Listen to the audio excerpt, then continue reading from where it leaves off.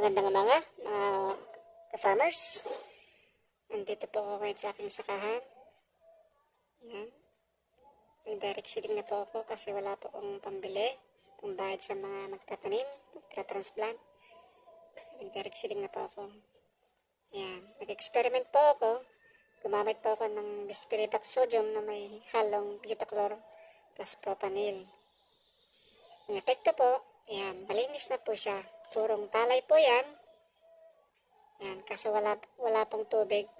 Kasi nga po, nag-cut off po ang niya ngayon dahil sa bagyong Egay. Kaya yan, pinasyalan ko. Malinis naman po siya.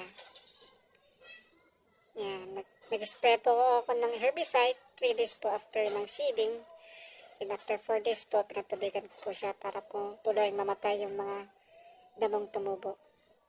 Kaya ang resulta po, malinis na po siya ngayon hanggang ngayon. Kahit walang tubig, wala pa namang tumutubong mga damo. Ayan po. Yan, maraming salamat po.